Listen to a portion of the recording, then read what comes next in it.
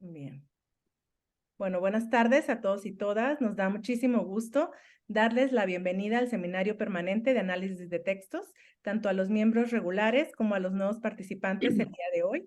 Esta es la primera sesión del semestre 2024-1 y es un placer contar con su asistencia virtual en este foro académico. Estamos muy felices por la presentación de la doctora Margarita Martínez, a quien la doctora Glenda presentará formalmente más adelante. Les compartimos que este espacio tiene como objetivos reconocer y priorizar el estudio de las lenguas nacionales y en estas mismas líneas buscamos difundir e impulsar la investigación lingüística que se realiza en México y, por supuesto, abrir el diálogo entre los presentes, lingüistas, antropólogos e interesados en el estudio de la diversidad. Resaltamos que este foro incluye formación académica para los estudiantes en sus procesos de investigación y trabajos de tesis, y es coordinado por la doctora Glenda Lizárraga Navarro y por mí del Centro de Estudios Antropológicos de la Facultad de Ciencias Políticas y Sociales de la UNAM en apoyo a las actividades que se realizan en el CEA.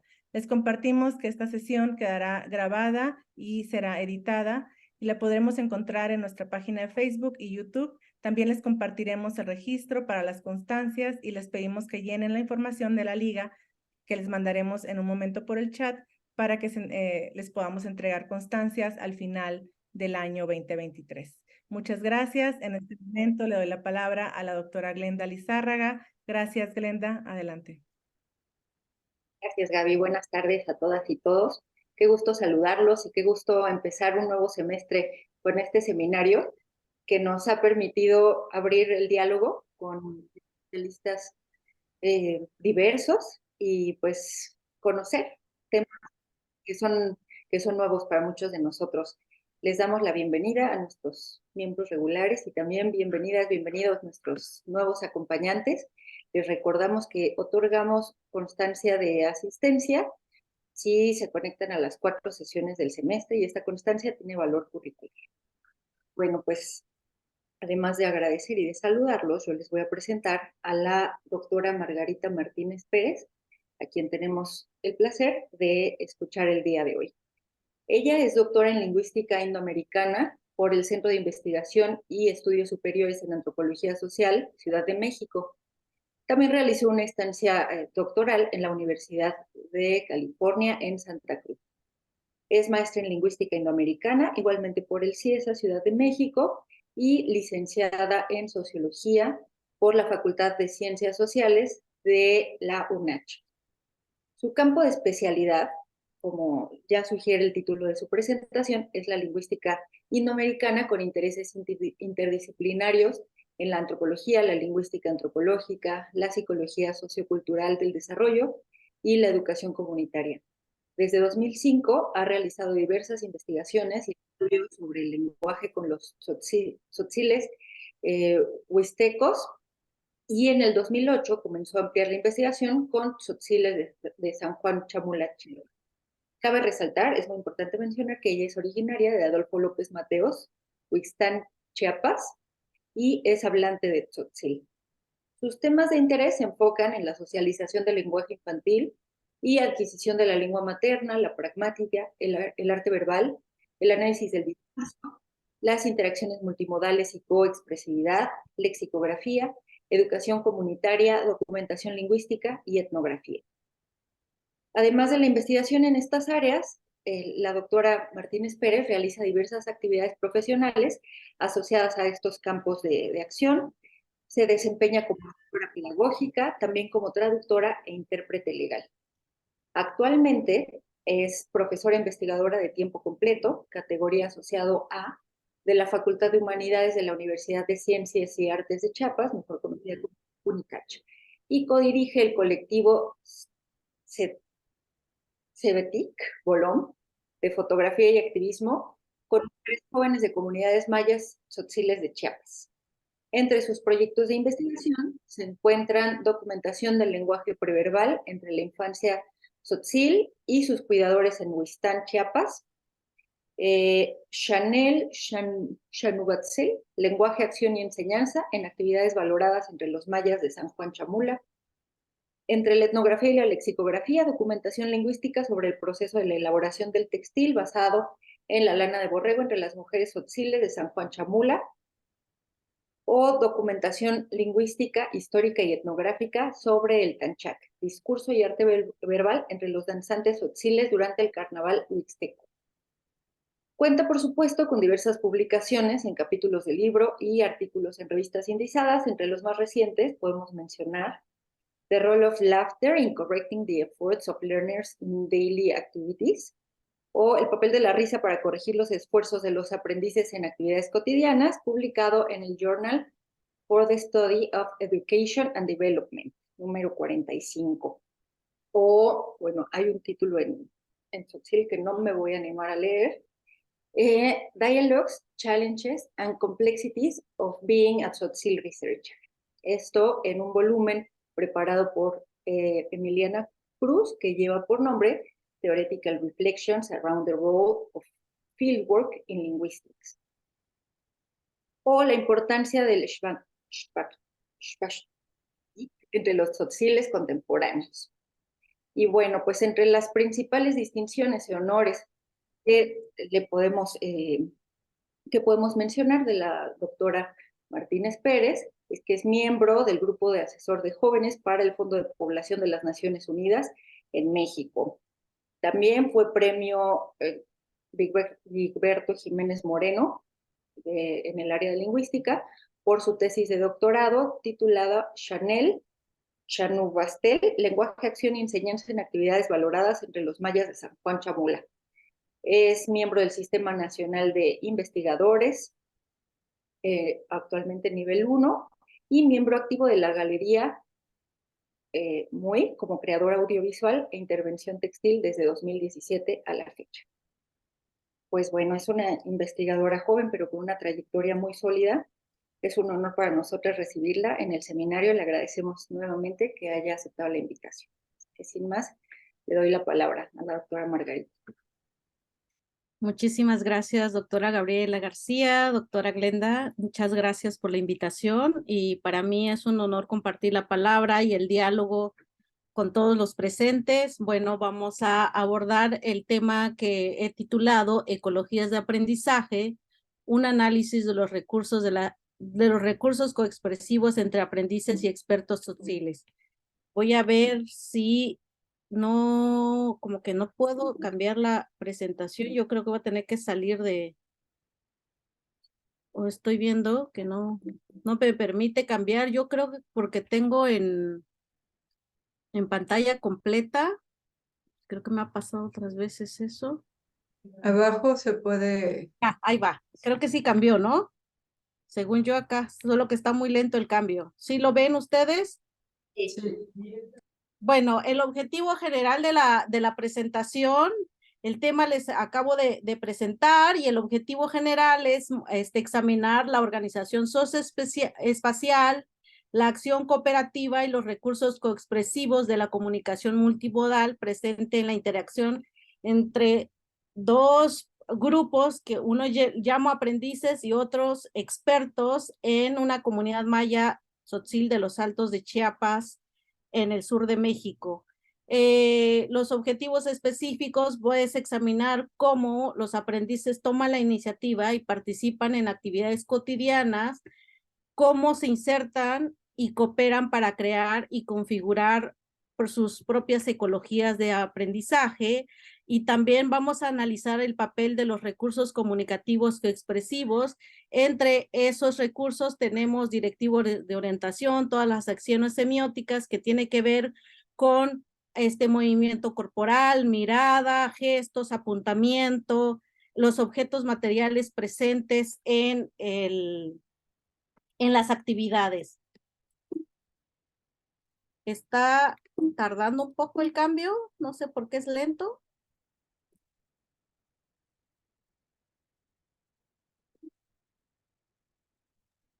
Uy. Vamos despacio, pero vamos siguiéndote. Ahí va. Bueno, el tzotzil es una lengua que pertenece a la familia lingüística maya que se habla en Chiapas, fundamentalmente en los Altos de Chiapas. En Chiapas encontramos dos familias lingüísticas, el maya y el mijezoque. Dijimos que el tzotzil pertenece a esta familia lingüística maya, y el tzotzil es conocido como Batzikop o también Optic.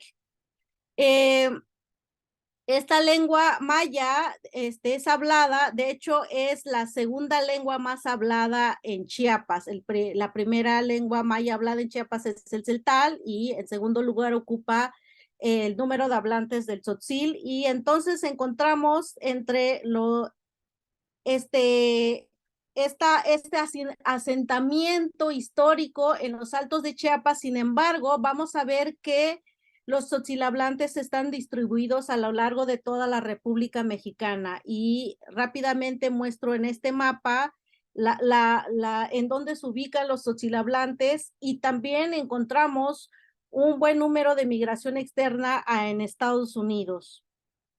Si bien el tzotzil se habla, ya señalamos mayoritariamente en el territorio chiapaneco, y que del 2010 al 2020 aparentemente hay un incremento en el número de hablantes, eso parece un fenómeno bien interesante, porque aparentemente el tzotzil está fortaleciendo. Sin embargo, vamos a ver que no es tan así, porque el paisaje o la situación sociolingüística no es que hay un reconocimiento identitario, un reconocimiento del ser tzotzil. Sin embargo, no todos hablan la lengua tzotzil. En primer lugar, no es tan problemático, pero por otro lado, cuando vemos que el índice de bilingüismo, no un bilingüismo equilibrado que se ha generado por diversos factores sociales, como el comercio, la migración, los medios de comunicación y todos los cambios sociales ocurridos en las últimas 2 décadas, así como el que muchas prácticas culturales que antes eran prácticas cotidianas se vuelven actividades especializadas y de poco dominio para los jóvenes. Vemos que entonces la situación del tzotzil no es tan estable, sí vital, pero porque el número de bilingüismo ha incrementado y el de monolingüismo ha disminuido. Y uno podría decir, bueno, pues ¿cuál es el problema de que haya muchos bilingües? El problema es que no hablamos de un bilingüismo equilibrado, sino cada vez empezamos a ver que los hablantes de las nuevas generaciones empiezan a dominar más el español y cada vez menos el tzotzil. La vitalidad de una lengua se mide en función de si los niños tienen la lengua como el tzotzil como primera lengua. Hace una década era el patrón común, y actualmente estamos viendo que hay muchas comunidades donde tienen ya el español como primera lengua. Y esto es bien, y esto nos muestra cómo en el 2020 el número de monolingüismo ha disminuido, y bueno, nos da una idea de en qué panorama está a grandes rasgos la situación sociolingüística del tzotzil. Y bueno, hablaré rápidamente de los rasgos estructurales del tzotzil. El tzotzil es una lengua de marcación en el núcleo, de orden inicial, de alineamiento ergativo absolutivo, una lengua de sistema aspectual y también de numeración vigesimal. A grandes rasgos, voy a pasar a mostrar rápidamente algunos de estos rasgos. Bueno, dijimos que el tzotzil, para los que estén interesados en esta lengua y que por supuesto es su primer acercamiento, me parece fundamental estos elementos. Bueno, cuando decimos que el tzotzil es de orden inicial en el núcleo, es decir que tenemos que los constituyentes en construcciones en estas lenguas mayas se distingue también por su transitividad, que tenemos verbos transitivos, intransitivos y otras clasificaciones. Por ahora me concentraré en estas dos. Entonces, que tenemos estas construcciones transitivas con esta estructura donde el verbo ocupa la primera posición de la estructura, luego el objeto y al final el agente. Esto lo vemos en los enunciados 1 y 2. La Yak Mantali Anse, la mujer dio un mandato, un consejo. En el segundo enunciado vemos como Chvail Sha Liyayile ya va a dormir la abuela. Entonces vemos como el núcleo ocupa la primera posición del enunciado y también hablamos de que es una lengua de marcación en el núcleo, es decir, que el argumento se marca en el predicado verbal y no en el argumento nominal, que no lleva ninguna, o no siempre lleva, pero la mayoría de las veces toda la marcación está en el predicado, como tenemos en la oración 3, Chasmajot Yayile te va a pegar la abuela, ¿no? Entonces, o la vieja.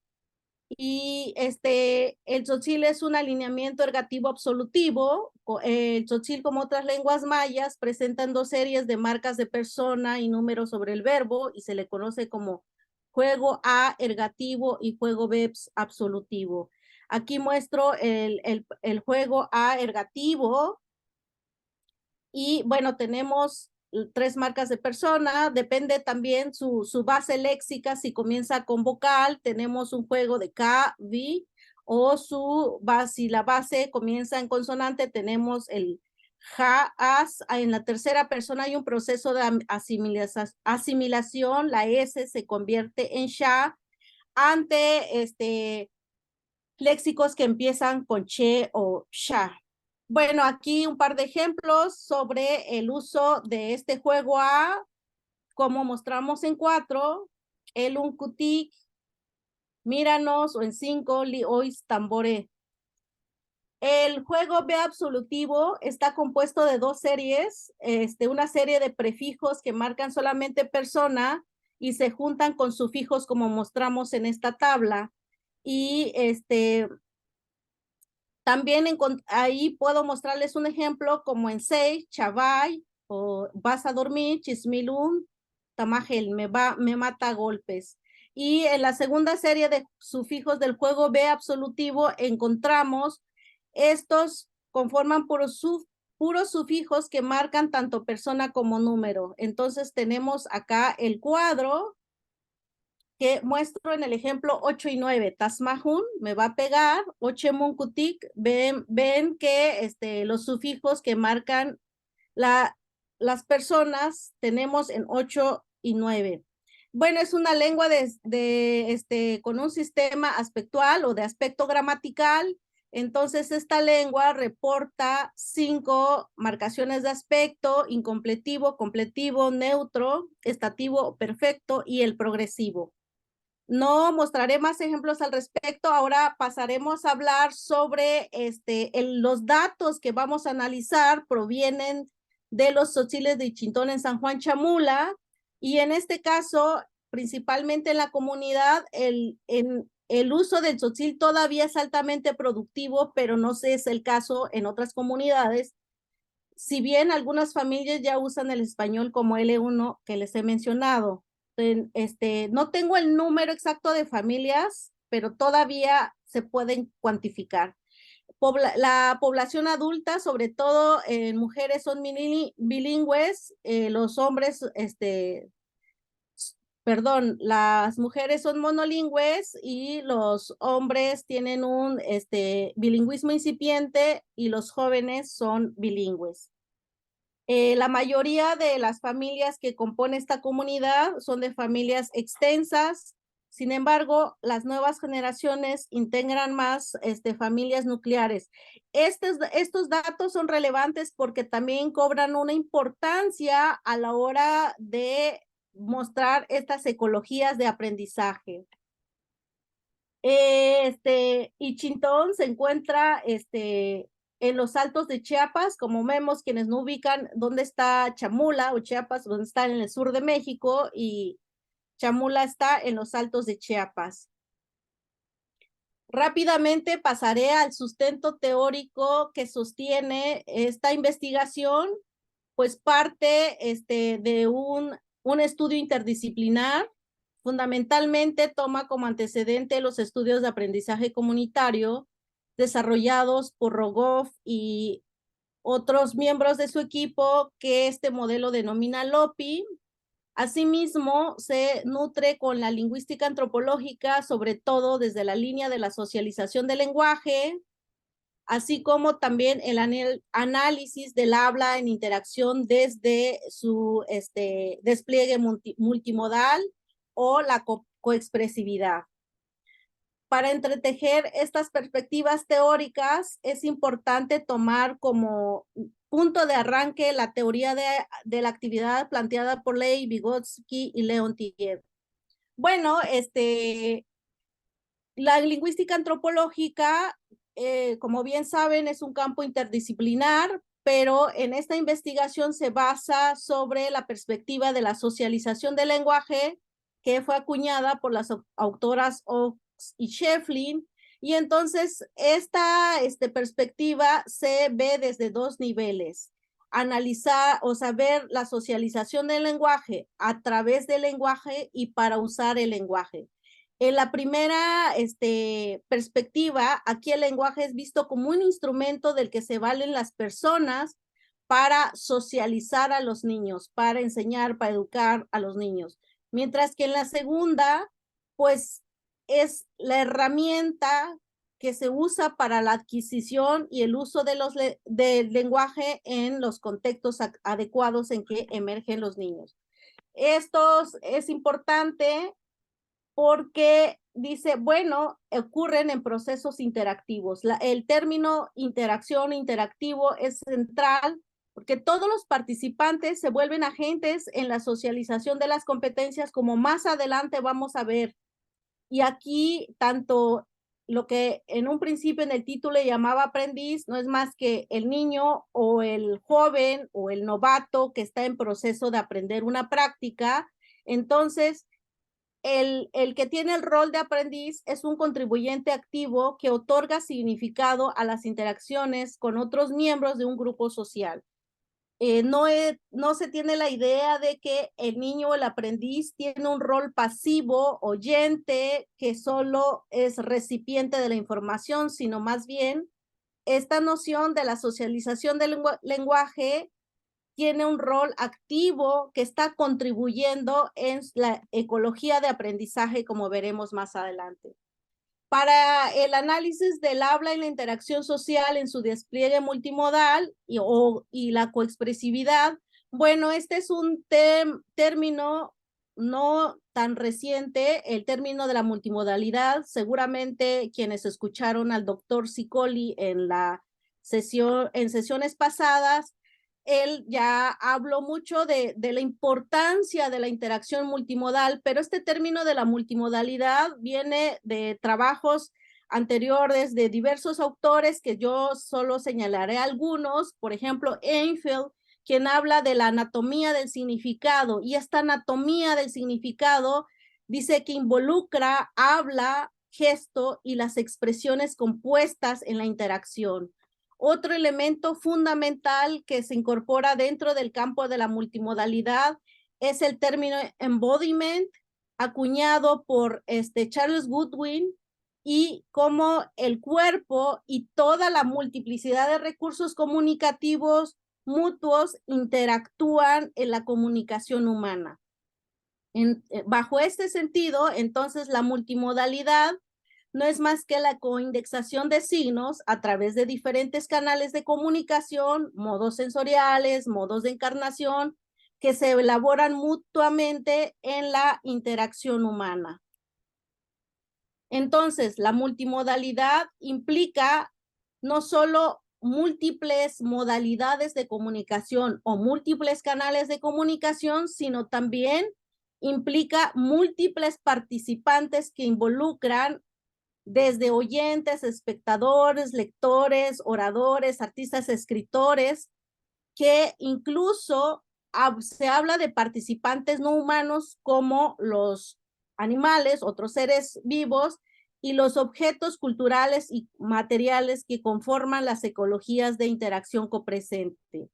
Entonces, estas acciones colaborativas de los múltiples participantes alineados y coindexados en la actuación simultánea nos obliga a hacer un cambio en el análisis de nuestro trabajo, de ver más allá de solo el canal de la palabra, el canal del habla, ¿no? Y que no podemos privilegiar o darle mucha importancia solo al que habla, sino con quién habla y todo el contexto socioespacial en el que se sitúa esa interacción. A partir de todo este preámbulo conceptual, uso el término coexpresividad. La coexpresividad es un término postulado por John Haviland, quien señala que abarca toda la familia de expresiones que se complementan y se coordinan en la interacción humana. Esta coexpresividad es el uso de enunciados compuestos o expresiones compuestas que incluyen la palabra hablada o la lengua de señas, todos los gestos, la configuración corporal, la mirada y el contacto se fusionan de manera simultánea para permitir esta acción, para permitir la coordinación de acciones comunicativas. Y a continuación voy a mostrarles un video de lo que implica esta coordinación simultánea de coexpresiones en la interacción humana. No sé, ahorita voy a reproducir, me dicen si alcanzan a escuchar el audio. Uy. ¿Sí? ¿Me escuchan? Sí. Porque no los veo. Sí. Ok, gracias. Yo estoy viendo mi pantalla, pero no los veo ustedes. Oh, ahí está.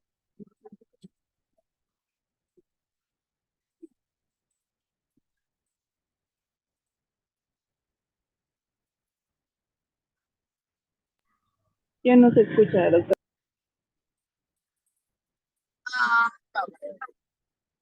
¿No se escucha? No, no se escucha muy bien. Ahorita no sé si lo pausó, pero ya no.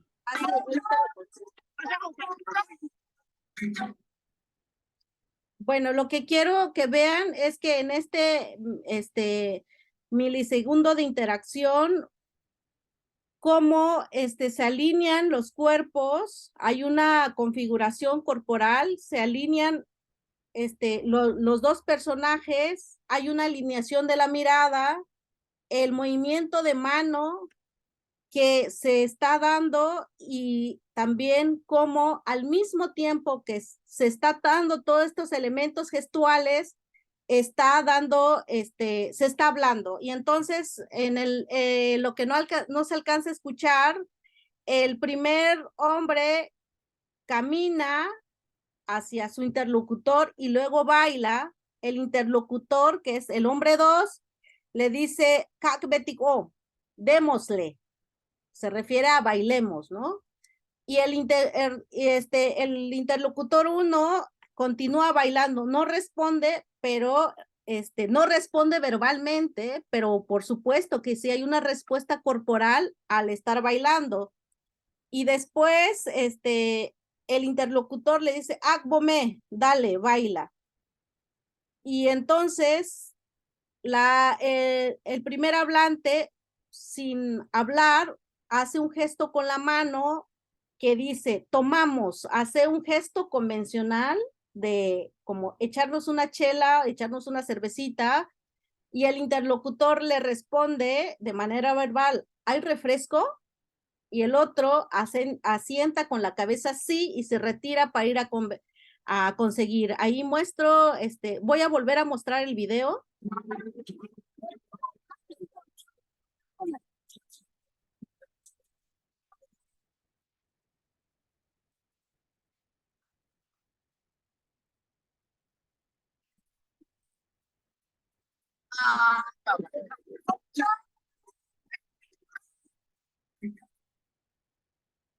Bueno, acá vamos a analizar cómo esta organización social y esta organización espacial de la comunicación humana es bien importante para comprender cómo el lenguaje y cómo los interactuantes están mutuamente constituidos. Y vemos, primero, hay una alineación corporal y de la mirada, cuando el señor se acerca al otro, y luego hay una, a través de la mano, en la segunda imagen, a través de la mano, enfoca hacia su interlocutor para mantener una atención conjunta moviendo la mano, o sea, mírame, ponme atención. Y en la tercera imagen hay una coordinación mutua, tanto el uso del gesto convencional, el movimiento de echamos cerveza y luego el habla. Entonces aquí vemos cómo estos cuerpos en acción y en interacción están habitando estos espacios. Y de ahí la pregunta, ¿por qué los lingüistas y fundamentalmente los lingüistas antropólogos nos debe de interesar la interacción? Pues porque la comunicación humana implica muchas modalidades simultáneas adicionales al habla. Entonces, cuando nos concentramos o enfocamos nuestra atención solo en una modalidad como el habla, estamos dejando de lado muchas expresiones de la interacción social, como el gesto, la mirada, el cuerpo y todos los movimientos socioespaciales que se sitúan en la interacción. Por lo tanto, no estamos considerando todos estos aspectos complejos que ocurren de manera coordinada y simultánea en el lenguaje humano en nuestro análisis. Bueno, para hacer y considerar un análisis de esta naturaleza desde esta interacción simultánea de todos los componentes de la comunicación, presentaré la metodología que he usado y no solo para la recopilación de los datos, sino también el análisis de los datos. Seguramente para el análisis no es muy conocido para ustedes, aunque la metodología, bueno, puede variar según la naturaleza de nuestra investigación, pero quienes trabajamos interacción comunicativa seguramente tenemos coincidencias en la parte metodológica. Una de ellas es la etnografía de la comunicación, que parte de los análisis de los eventos de habla o de las actividades situadas. También el uso, hacer un estudio de esta naturaleza muchas veces se requiere de un seguimiento longitudinal. Y bueno, en este caso hay un seguimiento longitudinal de una familia focal y 4 familias complementarias, de donde se obtienen los datos que vamos a analizar más adelantito. Las técnicas de investigación parten de una documentación etnográfica desde el 2010 hasta la actualidad. Las herramientas de investigación son diario de campo, observación directa y participante, fundamentalmente grabaciones en audio y video sobre interacción natural, y hay toda una recopilación de fotografías sobre actividades naturales que dan cuenta del habla y de la interacción comunicativa cotidiana entre los colaboradores, y después se procede al microanálisis de las videograbaciones de interacción recopiladas. Asimismo, se aplica las entrevistas conversacionales, narrativas autobiográficas de las abuelas y madres. También, bueno, estos datos surgen de una colección de 82 horas de videograbaciones, todos de interacción natural, obtenidas en 5 familias de estudio. También muchos de los datos se enriquecen con la experiencia autobiográfica y participativa de mi persona, ¿verdad? Los datos grabados están, tanto en audio como en video, fueron editados, en este caso en Final Cut, y luego transcritos primeramente y luego traducidos al español en el programa ELAN. Una que recientemente ha estado incorporando en este trabajo es que a partir de estas videograbaciones de interacción natural se extraen imágenes para luego convertirlos en dibujo para el análisis interaccional, como vamos a ver más adelante. Bueno, pues ya aquí está un ejemplo del análisis cualitativo, la transcripción y traducción hecha desde el programa ELAN.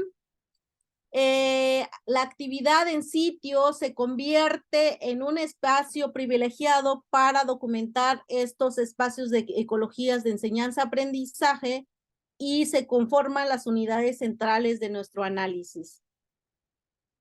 Bueno,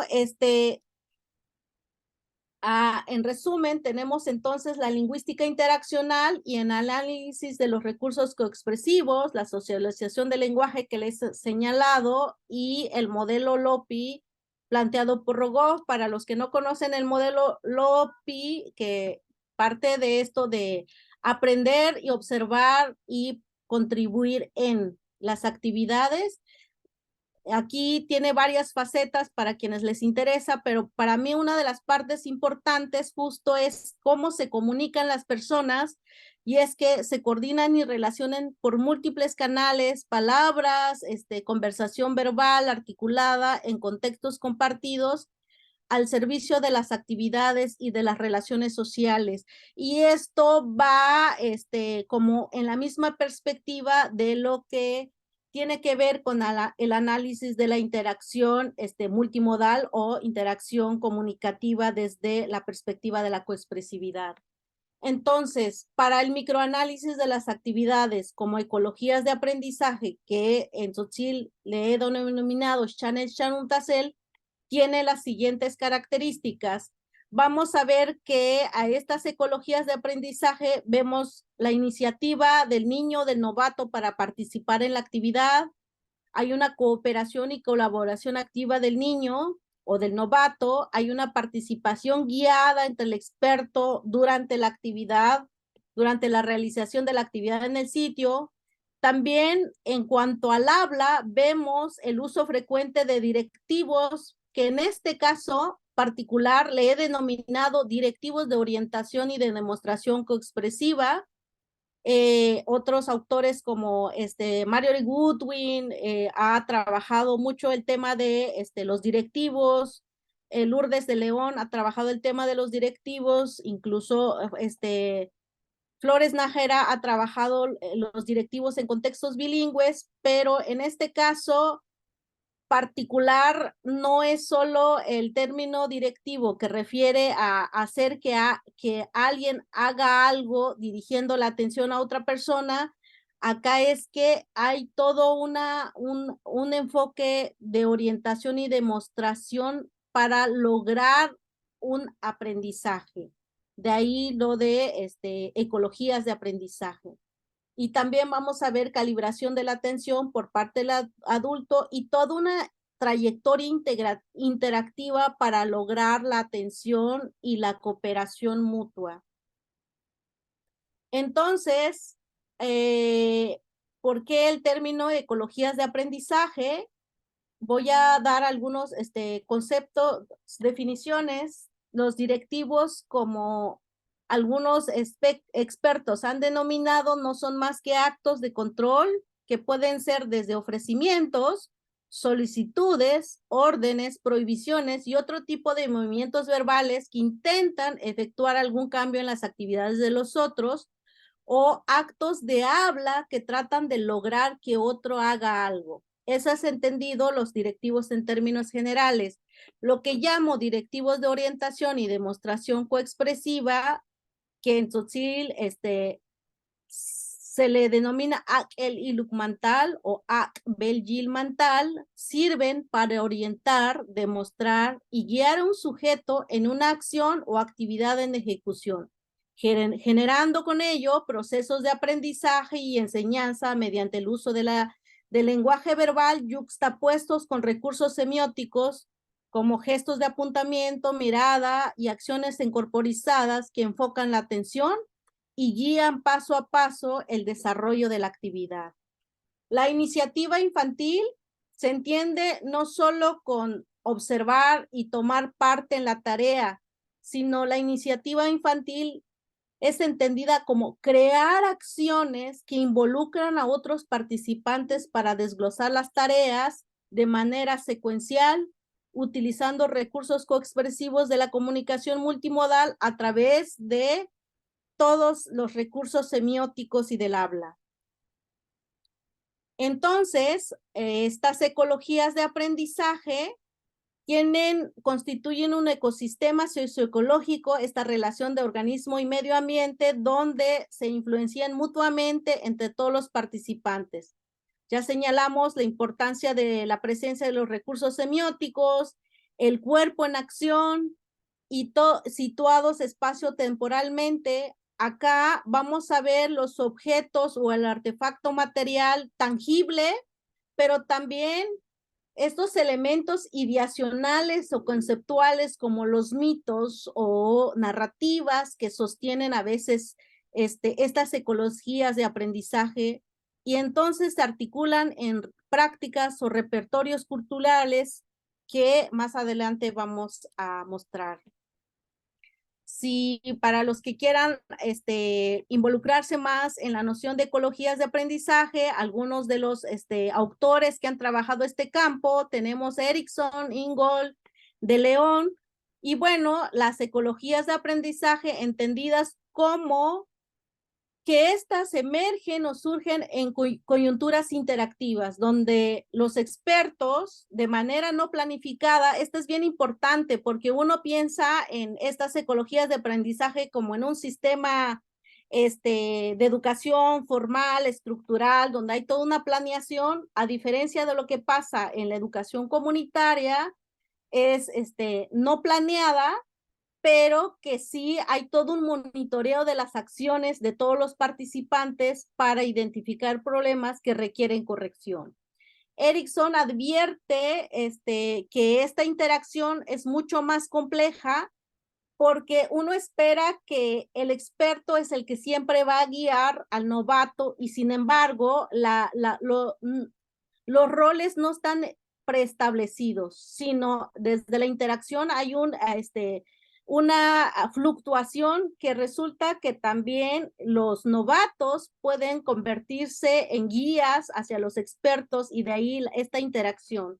De hecho, Erikson e Ingold manifiestan que los seres humanos se constituyen simultáneamente, pues como los organismos en un ecosistema donde todos estamos inmersos en diversos planos, no solo de la interacción, sino de la comunicación, y que esta interacción de compleja socioespacial no son más que un subconjunto de relaciones ecológicas, ¿no? Entonces, de ahí el término ecologías de aprendizaje. Aquí vamos a ver una ecología de aprendizaje donde un niño está pelando los frijoles y vamos a ver que el niño central es un niño muy pequeño de la edad de 2 años y medio, es quien toma la iniciativa para participar y cooperar en una actividad presente. La abuela está haciendo un trabajo que es separar, descascarar los frijoles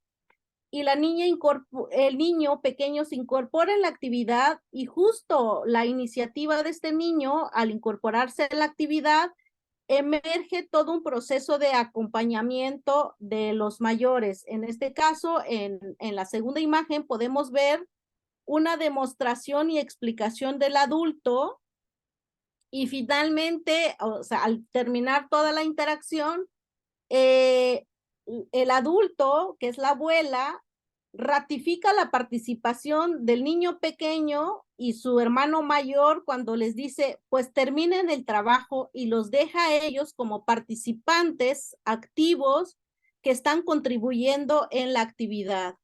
Otra ecología que voy a mostrar es que estoy mostrando, que no lo analizaré en detalle como la anterior, porque hay otras ecologías que vamos a ver todas estas,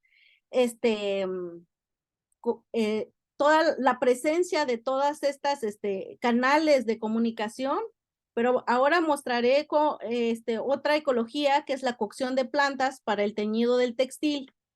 Aquí la madre está seleccionando, está cortando unas plantas que servirá como fijador para teñir los textiles y entonces vemos que hay una atención aguda de la niña hacia las acciones de la madre. Podemos ver ahí la niña viendo lo que hace la mamá y después de ver eso, la niña toma la iniciativa para participar, también ella recoge las plantas y hace lo mismo que hace la mamá, participa y coopera en la actividad. Otro elemento que podemos apreciar, otra ecología de aprendizaje, aquí la niña pequeña reconoce los artefactos materiales para medir un textil una vez que el contexto es que una vez tejido el textil, se puede agrandar o hacer más chico el textil a través de 3 mecanismos: lavar en agua caliente, lavarlo con los pies y bueno, y en este caso, en la lavada con agua caliente, está la mamá le enseña a otra de las interlocutoras a cómo aprender a encoger el textil y la niña ya está preparada. Desde, como ven en la primera imagen, aquí la niña está viendo cómo la aprendiz está lavando el textil. Ella está muy enfocada hacia la actividad. Y en la segunda imagen, ya la niña sostiene en la mano una vara que es usado para medir los lienzos de textil. Y a pesar de su corta edad, ya hay un reconocimiento de ella sobre cuáles son los objetos materiales relevantes o usados en ciertas actividades. Y entonces vemos en la tercera imagen cómo esta vara es usado para medir el textil. Y bueno, entonces de ahí vemos que la importancia de esta organización cooperativa entre todos los interactuantes transforma la acción y el conocimiento humano. No sé cuánto tiempo llevo, pero si tienen alguna pregunta hasta aquí, porque sería bueno detenerme y dialogar un rato y después pasar ya al microanálisis de las interacciones naturales, ¿no? ¿Me Bueno, escuchan? podemos hacer una pausa en este momento y si alguien tiene algún comentario, podríamos tomar la voz, ya sea por el micrófono o por el chat que escribieran alguna pregunta. Bien. ¿Alguien tiene alguna pregunta, algún comentario? No, Yo tengo, yo sí. tengo. Este, las interacciones que tienen, como se hablan, no lo sienten gritado ni así muy faltado del respeto, o sea, como se dicen, es mi duda. A ver, si te entendí, si esas interacciones que ocurren entre todos los participantes en una actividad, que si no sienten como regañados o... Digamos, así como que falta de respeto por lo que dijo, te va a regañar la vieja, el comentario, que eso es ese aspecto, como se dice. No lo sienten gritado, o sea, se entienden entre sí ya como es su lenguaje. Pero es bien importante lo que tú señalas porque también, o sea, depende el modo en que uno lo dice y el contexto en que uno lo dice. El elemento, la parte de la organización socioespacial es bien importante. El contexto en que se sitúa el habla va a depender y obviamente el gesto, si es un momento en que hay una discusión, seguramente el tono en que se emite el mensaje pues cambia el sentido y puede ser como en el sentido de recibir un regaño, ¿verdad? Entonces sí es importante, por eso hablaba de la importancia de los enunciados compuestos, que no solo es el papel del habla, sino todos los elementos que entran en juego, que son todos los gestos, la cara, la forma de la cara, la mirada, el tono con que se emite esa emisión verbal. Entonces, no sé si respondí tu pregunta. De hecho, sí, ya me quedó más claro. Dependiendo de la cara, los gestos que hagan, dependerá de qué significado tiene la palabra. Sí, y el contexto en el que se emita, por supuesto, esa expresión.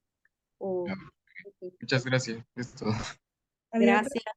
había otra pregunta de María La Luz Pérez. Adelante. Ujú. Creo que voy a dejar de compartir un rato para poderles ver. Sí, maestra, el detalle de la cámara, pero sí, bueno, para empezar es la primera vez, muy interesante y la verdad que qué importancia del lenguaje, el lenguaje corporal, el lenguaje expresivo, el lenguaje escrito. Entonces estos lenguajes ayudan y como decía el compañero, bueno, puede ser que para nosotros quienes estamos acostumbrados a otros tipos de expresiones viejas, pues sea como algo agresivo, pero para ellos la contextualización no, es decir, que es anciana, que es mayor de edad, ¿no? Entonces, esa importancia que hay en el vínculo del contexto y el niño para que pueda adquirir sus nuevos aprendizajes o sus aprendizajes que ya ha adquirido, pueda reformarlos y pueda adaptarlos ante ciertas situaciones y él ya pueda solucionar, por ejemplo, si hay un problema, una situación que él necesita, por ejemplo, el de los textiles, el niño ya está aprendiendo de su corta edad, él ya está aprendiendo cuáles son los procesos del textil. Es todo, maestra, muchas gracias. Sí, ahora no presenté ningún dato sobre la risa, pero tengo un artículo y pues, quienes les interese me pueden mandar un correo y se los puedo compartir. Pero si bien hay pocos trabajos sobre el rol de la risa en los contextos de aprendizaje, pero uno entendiendo la risa, desde,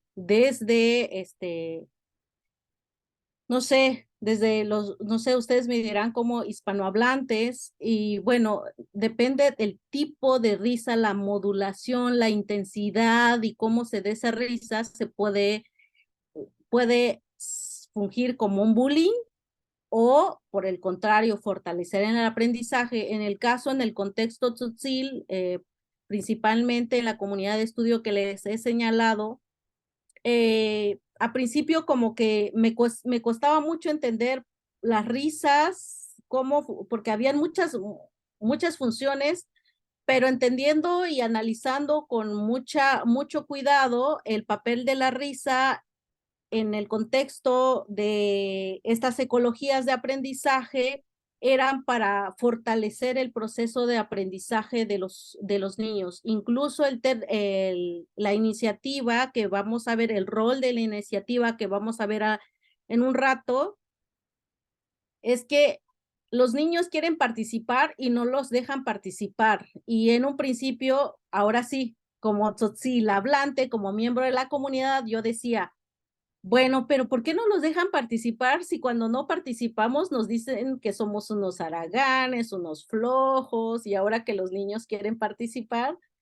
y no los dejan? Y ya luego entendiendo en conversaciones con las personas adultas, me decían, también es una forma de fortalecer sus ganas de participar. Si los dejas entrar a la primera, se van a aburrir rápido. Entonces, si les dices no y mides como las ganas que tienen, ellos van a participar con mucho más entusiasmo. Entonces, estas lógicas culturales no siempre son las mismas y cada grupo tiene sus propias estrategias o códigos de cómo incorporar, ¿no? En este caso, los niños. Bien, no sé si hay otra pregunta o comentario. Si lo hay, este es el momento. Y si no, Jaime. No te escuchamos, Jaime. Tu micro está apagado. Hola, buenas tardes a todos. Este, no, nada más era que justo esto, yo creo que el ejemplo claro, de hecho, en adquisición que han descrito, por ejemplo, para lenguas mayas, sobre lo de el avergonzamiento, ¿no? Que esto es como en una cultura blanca estadounidense sería bullying totalmente, pero una cultura maya es una forma de cómo se le enseña o se le induce al niño a hacer las cosas de otra manera, ¿no? Entonces, ese tipo de cosas que yo creo que justo, bueno, ya lo mencionaban, que y Margarita, ¿no? Que lo acabas de mencionar justo muy bien, que sí, yo creo que hay cosas que van a ser como universales, como lo que es el gesto. Y cuando algo te gusta, vas a poner un gesto, y cuando algo no te gusta, vas a poner otro, ¿no? Entonces ahí es como la tonalidad donde entra lo que no se habla, lo que no se dice, pero que lo tienes que ver para poder realmente entender qué es lo que está pasando alrededor, ¿no? Independientemente de si es sarcástico, si es, o de qué manera se está diciendo, ¿no? Sí, y el contexto es sumamente central y también las relaciones entre los participantes, quién lo dice, estas relaciones de juegos de poder entre los participantes también cobran un papel central en esta interacción, ¿no? Gracias, Jaime. Gracias, Jaime. Bien, no sé si hay algún otro comentario. Si no, Margarita, pues podemos continuar. Creo que continuamos.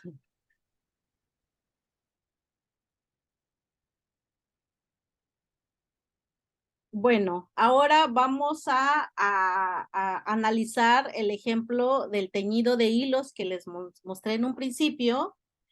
Voy a dar el contexto, la mamá que situamos en el rol de experta, tiene 26 años, es bilingüe, y la aprendiz, que es la niña, tiene 3 años de edad.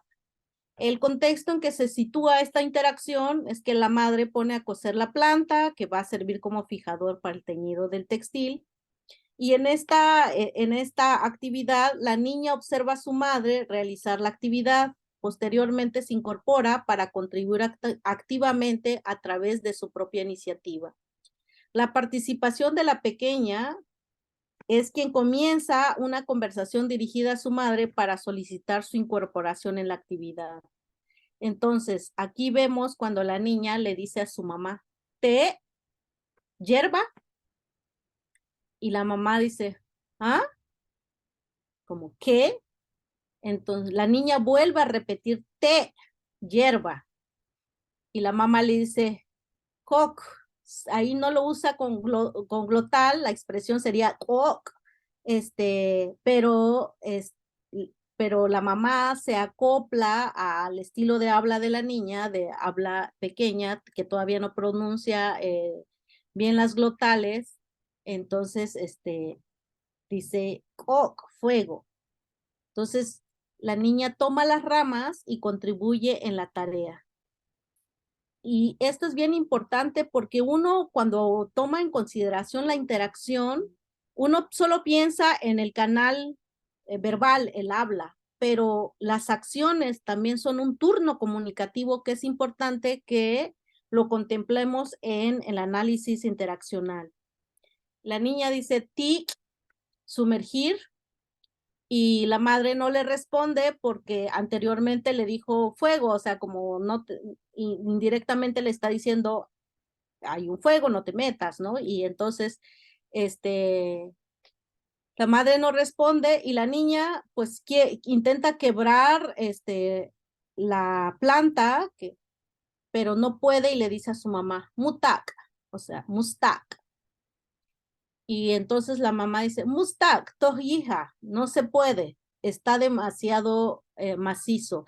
Este enclítico A que ocurre al final, hija, es como para decirle, pues entiende, está muy fuerte y no puedes participar.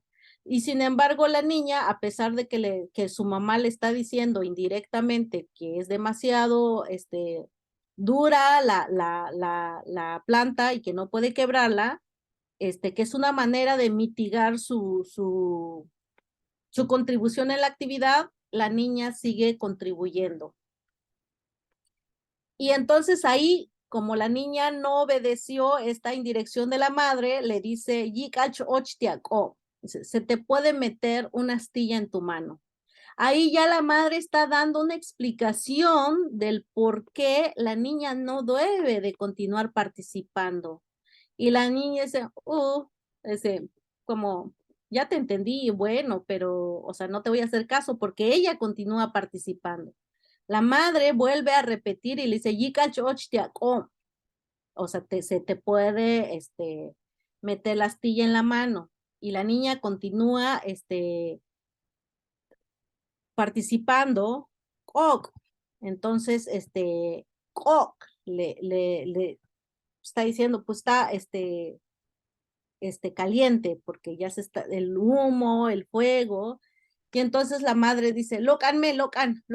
Ahí ya de manera explícita, usando un imperativo, le dice a la niña, salte, o sea, ya no lo quiere dejar continuar, pero la niña continúa colaborando pese a la cantidad de humo que está emitiendo el fuego.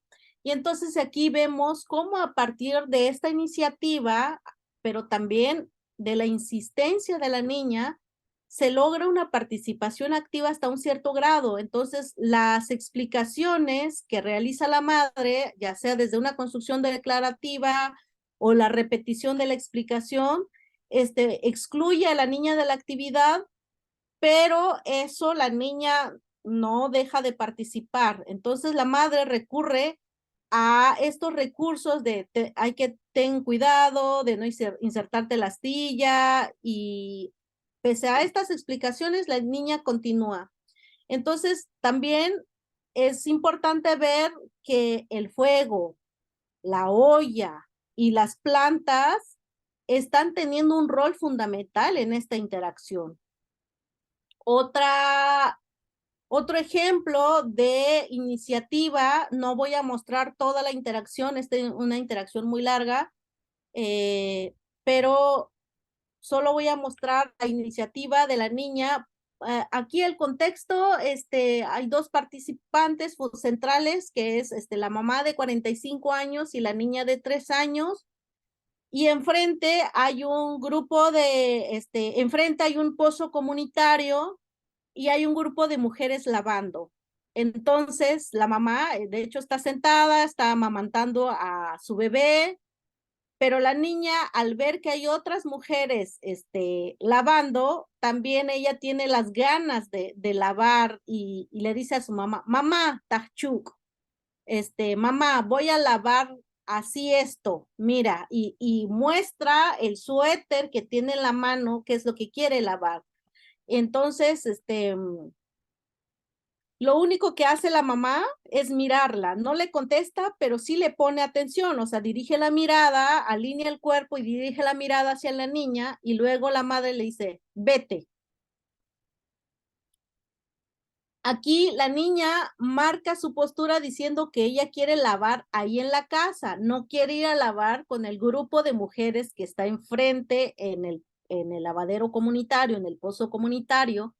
Así es que ella repite su solicitud de manera grabada mediante el uso de una leve entonación y dice, Litachuk. Entonces, acá voy a lavar, o sea, acá en la casa, no quiero ir a lavar con ellas.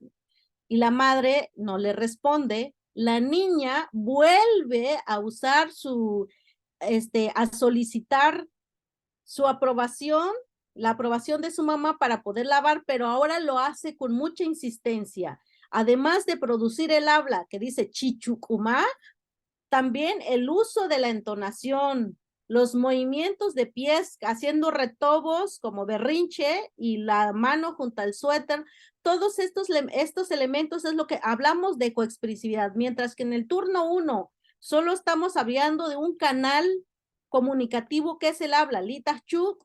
En cambio, en el turno 6 vamos a ver toda esta presencia simultánea de varios canales comunicativos. Habla, entonación, el movimiento de pies y el objeto material que es el suéter. La madre no le responde. De nuevo la niña vuelve a insistir y dice, ma, chichucumá. Y es bien interesante porque usa el afectivo, el término afectivo ma de mamá, contraído ma, chichucumá, mamá voy a lavar. Y si ven en la interacción, estoy colocando el tiempo que tarda la madre en responder, ¿no? Entonces todo esto también es bien interesante considerar en el análisis interaccional multimodal o coexpresiva. la madre no responde y la niña otra vez vuelve y dice, ma, chichucumaj. Y ahora sí, los pies las vuelve a mover con mucho más intensidad, haciendo retobos y casi queriendo llorar. Estas dos interacciones vamos a ver que el papel de la niña es para tomar su propia iniciativa, la hace con mucha insistencia para transformar ese proceso de aprendizaje. Entonces, cuando decimos que los niños no están en el rol pasivo y recipiente de lo que me permita mi mamá o lo que me dejen hacer, aquí vemos todo lo contrario. Los niños son los que insisten y toman esa iniciativa y crean estos espacios de aprendizaje. Ahora vamos, esto es en cuanto a la iniciativa con niños muy pequeños, de 2 años y medio a 3 años, y vamos a ver ya poco a poco cómo es la dinámica en una interacción en estas ecologías de aprendizaje con niños un poco mayores, con adultos también. Y vemos acá, Lupe está descascarando frijol junto con la abuela, su mamá y su hermana. Y vamos a ver cómo se va desenvolviendo esta interacción. Lupe está golpeando con un palo el costal lleno de frijol y que es una tarea que le fue encomendada por su mamá y su abuela. Entonces, la idea es que al final es descascarar el frijol y tener los puros granos, limpiarlos y luego guardarlos, almacenar, que es el consumo anual de la familia, ¿no? Entonces, mientras que la mamá, la abuela y la hermana están ahí trabajando sobre los frijoles ya descascarados, Lupe indica que ha terminado de descascarar el frijol que lleva en un costal y de hecho lo monta en su cabeza y se acerca hacia la abuela para entregar el costal y ahí se desencadena todo un monitoreo y calibración de la atención para guiar al pequeño sobre la realización adecuada de la tarea. Bueno, entonces vemos, Lupe se acerca con el costal en la espalda y le dice a la abuela, así en español, listo. Y la abuela le pregunta, ¿Chahlek un? ¿Se desprendieron bien los granos de frijol de la cáscara? Y entonces la hermana interviene y dice, chaval, no. Y Lupe responde, chaj, sí, sí, o sea, sí se descascaró, quedó bien, ¿no? Y la abuela, no convencida de lo que Lupe dijo, de la respuesta de Lupe, le dije, majo kik, entonces a ver, pégale. Y vamos a ver cómo aquí la abuela está usando, además de la expresión verbal, está usando un gesto icónico con la mano indicando cómo debe de golpear el costal. Imaginando, si pueden ver la mano, como cuando uno sostiene un palo y empieza a golpetear algo. Entonces la abuela le dice, pégale, así, ¿no? Entonces, así es que Lupe lo que hace, regresa con el costal en el lugar anterior para continuar con los golpeteos. Justo cuando Lupe tira el costal en el suelo, no suenan los granos de frijol. Cuando si se descascararon bien, se desprendieron bien los granos de la cáscara, pues debería de sonar y en ese momento es cuando le llaman la atención a Lupe y la hermana dice, vai chavalek sachkao. O sea, escucha, no tiene bien, o sea, no se ha desprendido los granos de la cáscara, ¿no? Fíjate. Entonces ahí la hermana provee una explicación, pero también enfoca la atención del niño hacia la actividad. Entonces, a partir de ello se desprende toda una orientación guiada para el desarrollo de la tarea. La abuela se dirige a Lupe y le dice, Lek shamach shkut, pégale bien, digo. A mí me parece bien interesante, es un tema que todavía no he analizado, yo no sé por qué usan particularmente en Chamula y en esta comunidad de estudio usan el término chkut como digo en tercera persona y no es te digo. en el contexto huisteco, en el tzotzil huisteco diría lek shamaj chakut, o sea, pégale bien, te digo. Pero acá siempre usan la tercera persona. Este es un tema interesante que habría que explorar. ¿Por qué tercera persona y no segunda persona? Pero bueno, bueno, ya continuamos después de este cuestionamiento mío. En el turno 11 vemos que la abuela vuelve a dirigirse a Lupe, Leksha Chepolante Tajujot. Le golpeteas con el palo ahí en cada lado. Entonces Lupe empieza a golpetear el costal de nuevo.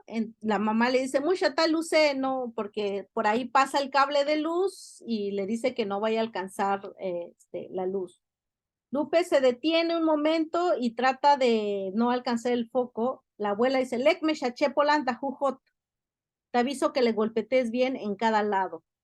Entonces, la mamá interviene y le dice, Shishabak jujot shishibi munuku. Entonces, ahí otra vez la mamá le dice, le das así, así, mira, pero también la madre vuelve a usar el puño cerrado, indicando con este gesto icónico de cómo debe de golpear con mucha fuerza, y le dice, no como lo haces. Aquí en el turno 6 vamos a ver que hay una demostración de parte de la madre usando no solo el habla, sino fundamentalmente el gesto a través de el gesto de la mano, como demostrando cómo el niño debe de realizar bien la actividad, pero también hay una evaluación de parte de la madre que el niño no está haciendo bien esta actividad, ¿no? Entonces, y después la mamá dice, ya basta solo de pegar y pegar. Entonces, y Lupe solo está escuchando, él sigue con la actividad. La abuela dice, chachepolan jujotne, le golpeas en cada lado. Y al final, después de un determinado tiempo, Lupe le dice a la abuela, listo. Y carga el costal y se lo deja a la abuela, y la abuela dice, cotaline, tasquel ticuyen, déjamelo por acá y voy a checar cómo quedó el trabajo. Ya Lupe va a entregar el costal y Shabak lié, lleva el costal, y finalmente la abuela evalúa la tarea de Lupe con la mirada y observa que está bien hecha y ya no le dice absolutamente nada al niño, y el niño vacía su costal y se retira de la actividad. Lo que podemos entonces apreciar en esta interacción es que el niño participa y colabora activamente en la realización de la actividad. La abuela fundamentalmente, también la mamá, pero la abuela monitorea con la mirada las acciones del niño. La abuela parte de un cuestionamiento usando el verbo chaj, sacudir, y como vemos, a partir de este verbo en el turno 3, paulatinamente va usando estos verbos más específicos que afinan la atención y pues el adiestramiento del niño. En este cuadro muestro cómo empieza con el verbo chaj, que es sacudir hojas, cáscaras secas, y luego decir maj, pegar, golpear. Y después va matizando el verbo ese chep, que es el verbo chep, aplica para golpear con un palo algo, y en este caso el frijol, en cada lado. Y luego el chep con sufijo iterativo de chepolan, golpear con el palo varias veces.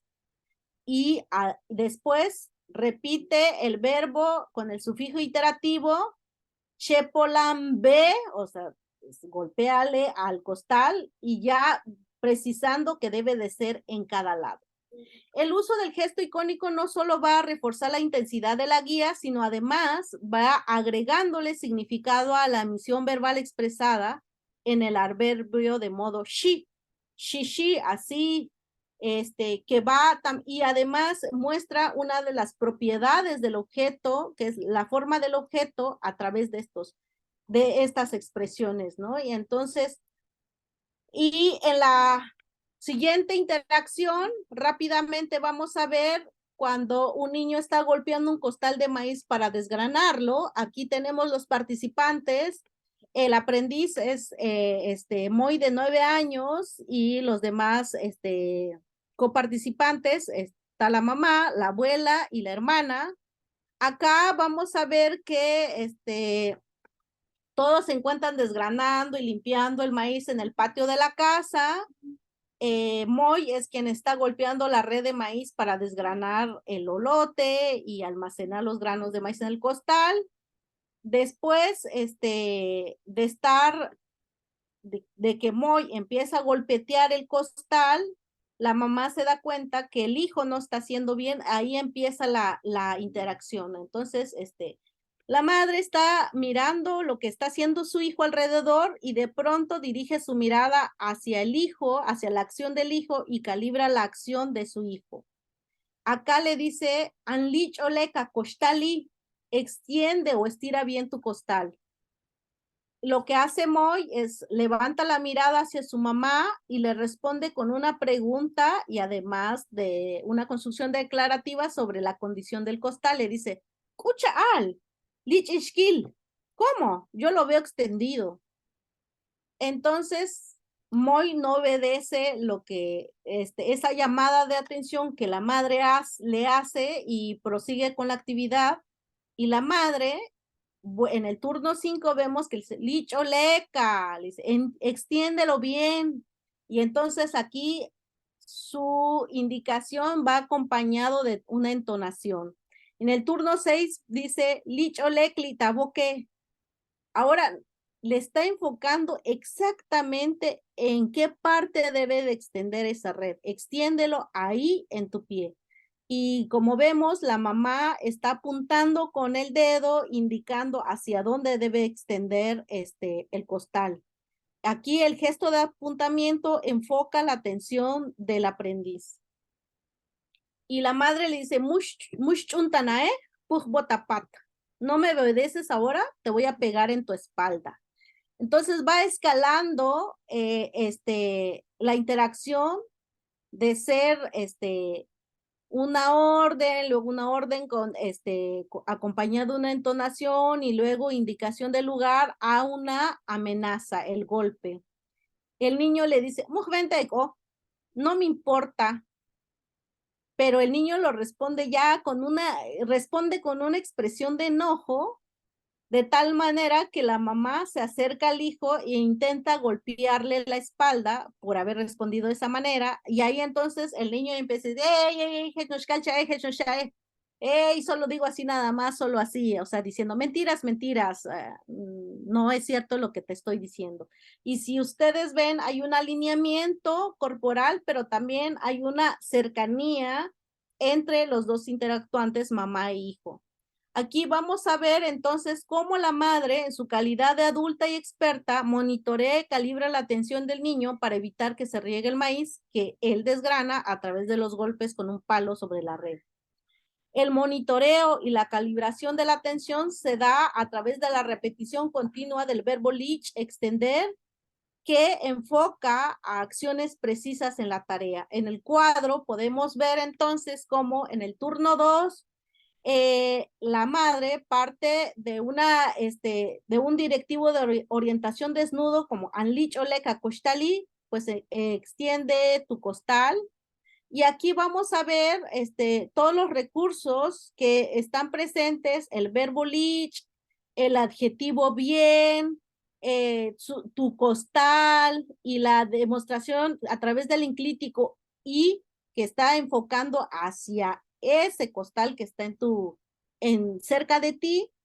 En el turno 5, ese mismo verbo la usa de manera mitigada. Lich oleka. Entonces, extiéndelo bien, pero con un alargamiento vocálico, y el enclítico A que está haciendo énfasis sobre un discurso ya repetido. Al final, en el turno 7, vamos a ver lich olek li taboque. Extiéndelo allí en tu pie y nuevamente el verbo lich, ahora un apuntamiento y un tono de entonación ascendente, indicando la madre que ya se está cansando, se está enojando, ¿no? Entonces, y que luego trasciende a la amenaza de golpearlo. Aquí vemos que entonces el lenguaje verbal a través del uso de directivos de orientación, la mirada, las alineaciones corporales y todos estos gestos de apuntamiento juegan un papel central en la interacción y los procesos de monitoreo de parte del experto hacia el aprendiz para el logro de la atención para poder realizar la tarea de manera adecuada. Finalmente, voy a hablar he hablado sobre la interacción entre adultos, niños o niños adultos. Aquí voy a mostrar brevemente otra ecología entre pares. Lo que Erickson llamaba que estas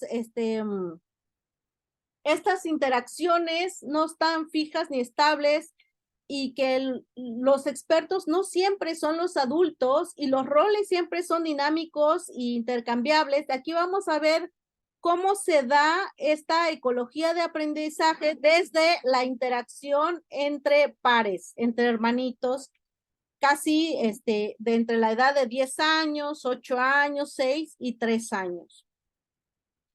En esta escena se trata de cubrir un pedazo de tierra previamente escarbada por el padre, por donde pasa una tubería de agua. Los hermanos participantes, quienes colaboran para realizar la actividad, está Tesh, quien es el hermano mayor, y dirige y guía a los pequeños en la actividad. Aquí vamos a ver que Shun, el niño más pequeño de 3 años, se incorpora en la actividad de los hermanos mayores. Ellos ya están trabajando, el niño llega, toma iniciativa para participar y cooperar en la actividad. Shun hace varios intentos para echar la tierra al canal, no lo logra, y porque es demasiado chico, la pala es muy grande, y entonces le dice a su hermano mayor, bueno, no sé si su hermano mayor, ahí por eso las flechas quedan sin un interlocutor directo, porque pues, se lo dice a todos, ¿no? Y entonces dice, mushlok, tohij. O sea, no sale, está muy duro. No logra insertar la pala, no logra recoger nada de tierra, y entonces, y mira a un adulto que está a lo lejos de frente y tira la pala, como es una forma, lo intenté, pero no pude, ¿no? Mire, y ya, se retira de la actividad, pero los hermanos continúan con el trabajo, que es cubrir ese canal de tubería de agua, de drenaje que va a pasar ahí. Y aquí vemos que en el turno 1, Shun toma la iniciativa, trata de explorar y cooperar. Después de varios intentos, en el turno 2, desiste de su iniciativa y en el turno 4 se retira. Ahora, viene la interacción entre los hermanos mayores que cooperan activamente para cubrir el canal. Tesh, en su papel de hermano mayor y experto, corrige y guía a los menores con estos directivos de orientación y le dice en el turno 4, Mushatek Ilan, no estés pisando la tierra, le dice a Paco. Paco se dirige a Lupe, observa, pero no le hace caso. Nada más lo levanta la mirada y de ahí continúa trabajando. Tesh vuelve a guiar a Paco y le dice, paso Shi, porque no está haciendo bien, y entonces, si ustedes aprecian en la imagen, vemos cómo la mano de Tesh está indicando la dirección hacia donde Paco debe de verter la tierra, ¿no? Y sin embargo, Paco ignora la indicación de Tesh. Entonces, otra vez, Tesh explica y demuestra, el Shivi no gesticta lekli. Entonces dice, primero, hazlo así, lo llenamos hacia acá. Entonces va acompañado de la explicación. Paco, sin responder verbalmente, sigue la indicación del hermano mayor o el primo, continúan trabajando todos los niños en la interacción, pero a mí me parece bien interesante. O sea, las respuestas no siempre tienen que ser, se dan de manera explícita a través del habla. Muchas veces es a través de la acción. Por eso hablamos del lenguaje como acción.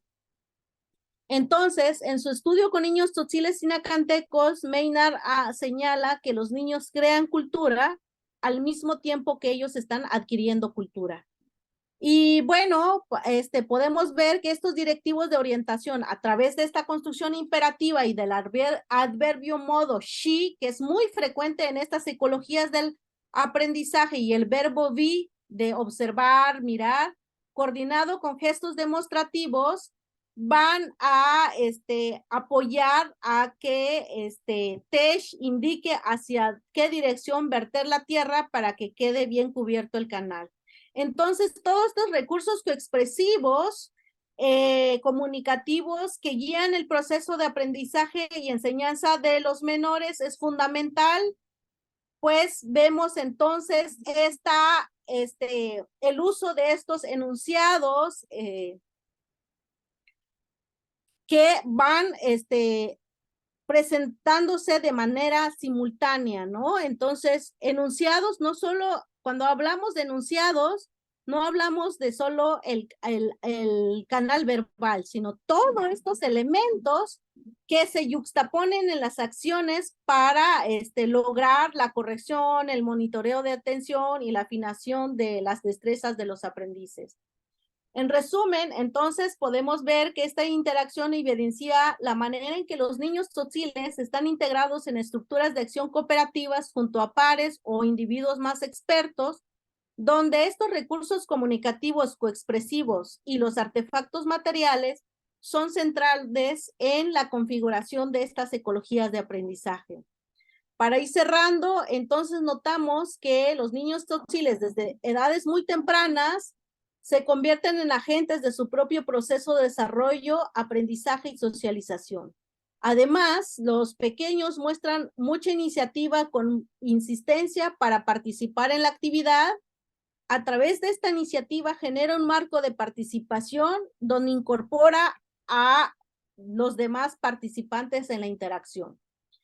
Y se crea un evento de Shanesh Chanuntasel, una ecología de enseñanza-aprendizaje.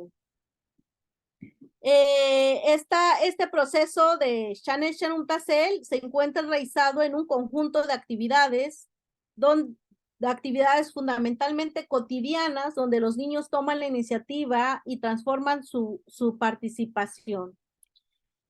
La participación activa y cooperativa y colaborativa de los niños junto a los adultos se convierten en escenarios de aprendizaje.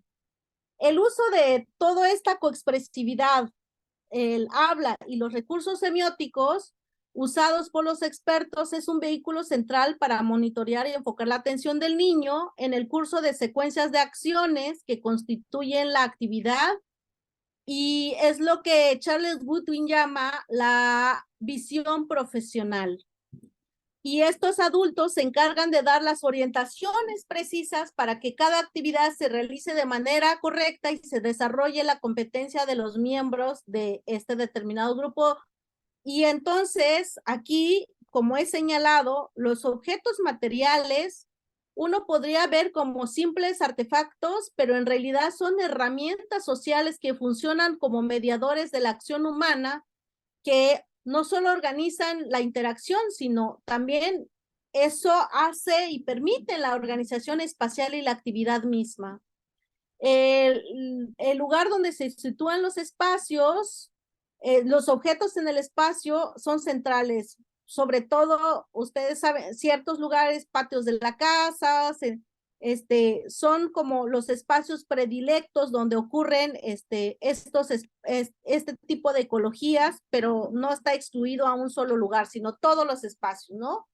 Entonces, una de las riquezas del análisis de la interacción natural y pasar al microanálisis de los datos va a permitirnos que se convierte en una herramienta de la etnografía no solo para documentar el carácter interactivo de la comunicación humana, sino además nos permite desempacar estos procesos finos, esos detalles de elementos coexpresivos que involucran la participación de los niños en estos procesos de aprendizaje comunitario. Y bueno, también es importante señalar que las relaciones dicotómicas entre poseedor-receptor del conocimiento no están preestablecidas. pues tanto los niños proveen y contribuyen con nuevas experiencias y conocimientos en el adulto, como el mismo adulto guía y orienta hacia nuevas experiencias y prácticas del niño. Y para cerrar, muestro estos rasgos comunicativos coexpresivos compartidos en estas ecologías de aprendizaje, iniciativa, y esta iniciativa se puede dar a través de una construcción declarativa, a través de una construcción imperativa, con solo raíz verbal sin sufijo imperativo o con direccional, o una incorporación directa sin siquiera pedir permiso, ¿no? Y entras directo a la acción. Esta es otra manera de realizar una iniciativa de parte del niño.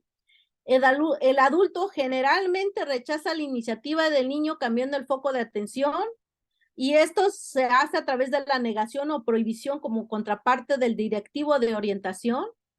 Esta participación e insistencia del niño genera involucramiento del adulto, lo que entre los recursos que se usa es la repetición de la solicitud verbal, reciclamiento de esa solicitud, el uso de vocativos afectivos, insistencia corporal, la extensión de la mano, apuntamiento del dedo.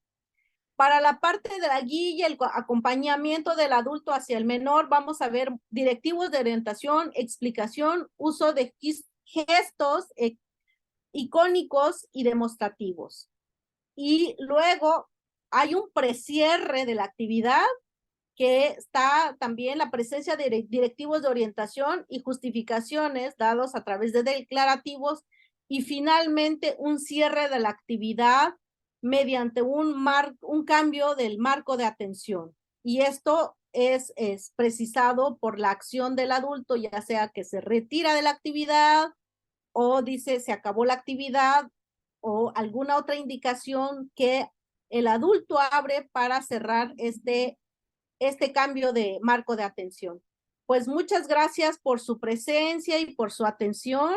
Hasta aquí dejo la charla. Y bueno, estoy a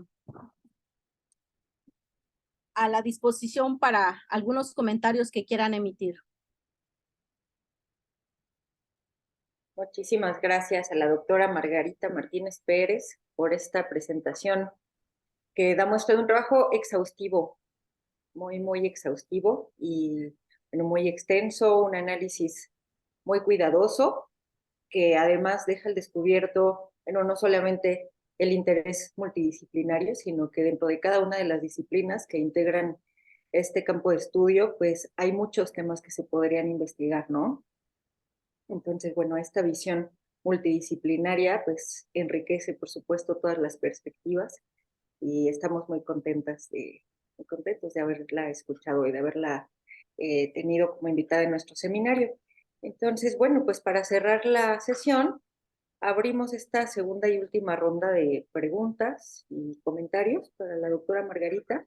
Les pedimos, por favor, que levanten su mano para darles la palabra o que escriban su pregunta por el chat, y nosotros, en caso de que no puedan abrir el micrófono, y nosotros les podemos hacer lectura. Por ahora tenemos una intervención de Vanessa Miranda. Hola, Vane, gracias. Adelante. Hola, hola a todos.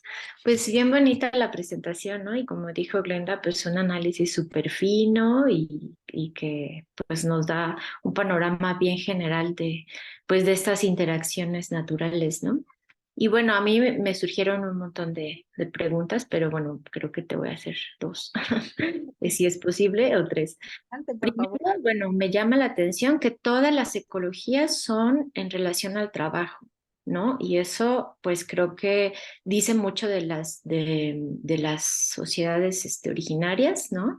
Yo encuentro en mi trabajo que justamente el trabajo es lo que sustenta la comunalidad, ¿no? Entonces, creo que eso pues dice mucho de los valores culturales que se están transmitiendo, ¿no? En este aprendizaje niño-adulto o entre pares, ¿no? Eso pues es creo que algo que me llamó mucho la atención y te quería preguntar, y bueno, creo que tiene sentido pensar en los directivos cuando se trata de una interacción en la que se está involucrando el trabajo, o el trabajo es la actividad principal. Pero me pregunto si, por ejemplo, en momentos de esparcimiento, ¿no? Cambiaría todos estos recursos y cómo serían.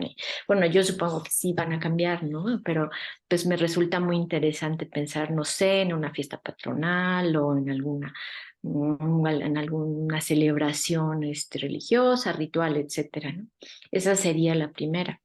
La segunda es que, bueno, sí sabemos que o sea, nos has expuesto de manera muy clara que la comunicación es multimodal, ¿no? Pero bueno, la literatura siempre dice que el habla es central, ¿no? O sea, es decir, si hubiera una jerarquía entre tanto el habla como estos recursos semióticos, pues pareciera que la literatura dice que el habla es central, pero yo veo que hay momentos en que no, o sea, que más bien la corporalidad o la mirada o ¿no? Y a lo mejor como hablar de justamente esa dinamicidad, de esa jerarquía, pues también sería súper interesante, ¿no? Como saber cómo se está dando en una interacción pues de minutos, o sea, ¿no? Son microsegundos y entonces de repente el habla ya no es tan central y pasa otro elemento a ser central en estos eventos comunicativos, ¿no? Y el último es si hay pues una especie de baby talk, ¿no? O sea, me hizo pensar cuando dices que la mamá no produce la glotal al final, como acomodándose al habla de la niña, ¿no? Entonces pienso si hay una especie de baby talk. La literatura dice que no es universal, ¿no? Pero por ejemplo en náhuatl sí hay baby talk, ¿no? Y tiene un papel central en el proceso de aprendizaje y de aculturación, pues, ¿no? Esto que nos estás explicando. Y bueno, esas serían mis dudas y pues súper felicidades, ¿no? Me encantó tu trabajo y muchas gracias. Muchas gracias, Vane, por tu presencia y por los comentarios que haces, porque bueno, esto despierta también otros temas, por ejemplo, tu segunda pregunta, pero me regreso al primero, de si que es natural y esperado la presencia de los directivos en estos contextos donde hay un proceso de enseñanza-aprendizaje. ¿Qué pasa en estos contextos donde, pues no sé, están descansando? Aquí afloraría un tema que tú y yo también nos apasiona, la parte del arte verbal, ahí, ajá, sí, o sea, cambia la dinámica, por supuesto, ¿no? Aquí tanto puede empezar las bromas, si es solo entre mujeres, la dinámica de las bromas entre las mujeres y un montón de elementos, por ejemplo, incluso que se puede pensar como tabú, que no se habla mucho, todo la alusión de los relajos de infidelidades, cuestiones de intimidad sexual, todos esos elementos afloran entre las mujeres, que es donde he podido escuchar y participar. Evidentemente, no he podido grabar por la naturaleza en que existen muchas más participantes y que muchas de estas participantes no tengo como este nivel de confianza en que quiero, porque siempre, para mí, si no logro grabarlo en video, prefiero no grabar nada. O sea, porque justo lo que acabas de decir, o sea, solo vemos un canal que está presente, pero el resto se pierde esa riqueza de la interacción. Y en ese sentido es que además porque se tratan también, pues hay comentarios bastante privados, íntimos, que pues hay contextos en que pues hay que mantener como la privacidad de ese aspecto, así es que me parece relevante entonces, como cuidar ese detalle, pero los directivos no tanto, ¿no? Los directivos se dan mucho en este contexto de procesos de enseñanza-aprendizaje o directivos donde también he grabado en contextos formales entre autoridades elaborando sombrero, la ropa de las autoridades, los consejeros que son ex autoridades que guían a las nuevas autoridades entrantes. También se da el directivo de orientación, pero con otras estructuras, con otros elementos que reflejan mucho estas relaciones de expresiones de cortesía, simetría social y expresiones que continuamente dan cuenta de los respetos y todos esos elementos sociales que están presentes en la vida adulta y las relaciones del habla formal, ¿verdad? Ajá, sí. Tu segunda pregunta, creo que, no sé, ya ahora me perdí. Sobre lo que decía de la jerarquía de tanto del habla como de los Sí. textos. Pues sí, de algún modo creo que respondí porque pienso, si bien siempre en o sea, desde la lingüística como tal, nos han metido la idea y se ha privilegiado el habla como el canal que ocupa la primera jerarquía. Y esto esa pregunta me dejas como, yo no sé si yo lograría llegar a hacerlo, pero pienso en Néstor, que le encanta hacer estadísticas o clasificar datos y todo. Se me hace una idea extraordinaria de medir en una interacción de un determinado tiempo y todo contando los milisegundos y los silencios, qué tanto se produce el habla, qué tanto el tiempo que se deja para todos los demás componentes de la interacción.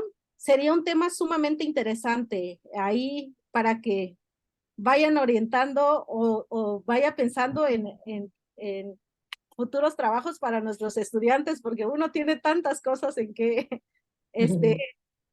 escribir y hacer, pero me parece una pregunta extraordinaria y es importante centrar nuestra atención un poco, sobre todo en esta importancia del uso de la coexpresividad o de la multimodalidad, ¿no? Cómo estos diversos componentes del habla coexisten y se dan, algunas de manera simultánea, algunas complementan y algunas agregan, añaden información, tienen múltiples roles y funciones en la interacción y no son las mismas. Y finalmente, en cuanto al Baby Talk, creo que vi que por ahí, solo vi en el mensaje que estuvo la doctora Lourdes de León. Bueno, ella ha trabajado esa parte un poco y en la maestría trabajé también con el habla dirigida a niños en lenguaje preverbal entre tzotziles huistecos. Sí, hay Baby Talk en el contexto maya. Habría que ver, por ejemplo, por citar algunos, tenemos como, para que entiendan de qué estamos hablando, algunas personas que no están como tan vinculados en este campo. En el tzotzil tenemos para niños, cuando se refieren a frijol en el habla adulta es chenek. Y cuando le dicen al niño que si quiere comer frijol, no le dicen al bebé que quiere, si quiere mechacancha ve chenek, sino mechacancha ve cheche. Muchas veces usan la raíz léxica y la reduplican, cheche. Pecho, que es chu, mechacana chu, y entonces mechacana chuchu. Ajá, y así. La carne que decimos tibol, y para comer carne se usa el verbo especial para comer carne ti, y entonces al bebé le dicen titi, es la reduplicación. Sí, hay otros términos afectivos que son propios para los niños y que no se usaría entre los adultos. Y según yo, va a salir una colección, digo, no sé si Maruch siga todavía por ahí o ya se retiró, pero pronto van a sacar una colección de Baby Talk. No estoy participando ahí porque no pude, ya no me daba la vida para participar en esa colección, pero va a salir toda una colección sobre Baby Talk pronto, ajá, que está coordinando ella, ajá. Oh, muchísimas gracias, súper interesante, ¿no? Y esto de la reduplicación, pues al final tiene que ver con la función poética, ¿no? Tiene que ver con la estética del lenguaje, ¿no? Cómo se le habla bonito al niño. Exacto. Y incluso aquí, bueno, te puedo compartir la tesis de maestría o en el repositorio del CIESAS está. Y bueno, también toda la parte de la entonación. Ahí cobra un papel muy, muy interesante en el Baby Talk. la prosodia, todo esto. Muchísimas gracias.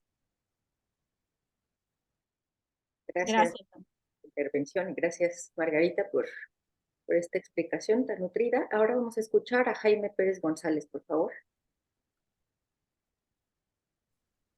Hola, Val Mago. Hola, Valvote Jaime. Gracias por esa presentación, muy interesante y muy ah, nutridora además, y hay muchas cosas que arrojas que creo que definitivamente que hay que todavía estudiar más, tanto de gramática como de multimodalidad y eso. Entonces, bueno, yo tengo unas preguntas igual, pero quería, algo que me llamó mucho la atención es esto que dices de cómo los niños, bueno, de esta cuestión que se ha dicho que, por ejemplo, los niños mayas aprenden pasivamente, ¿va? El lenguaje y tú dices, no, es todo lo contrario, ¿no? Y lo muestras en estas ecologías. Sin embargo, algo también que ya te comentó, ¿quién te comentó ahorita? Vanessa. Vanessa, perdón. Perdóname, Ajá. Vanessa, es que ando algo distraído. Esto de los contextos creo que también sería importante ver, porque en estas ecologías que mostraste, sí, yo estoy de acuerdo con Vanessa, que fueron todas en contextos laborales, ¿vea? Donde hay participación laboral, pero también qué hay en esos otros contextos. Y algo también que yo te quería preguntar es, ¿qué pasaría si tu contexto es de hombres, por ejemplo, niños y hombres, por ejemplo, y mostraste con los hermanos al final, con el niño menor y recuerdo, si no recuerdo mal, en uno de tus ejemplos, la niña como que pataleaba y hacía berrinche. ¿Qué pasaría si el cuidador es un hombre? ¿Qué pasaría si estás en otro contexto? O sea, ¿será que sí se daría esta misma participación y esta misma, digamos, forma de querer participar?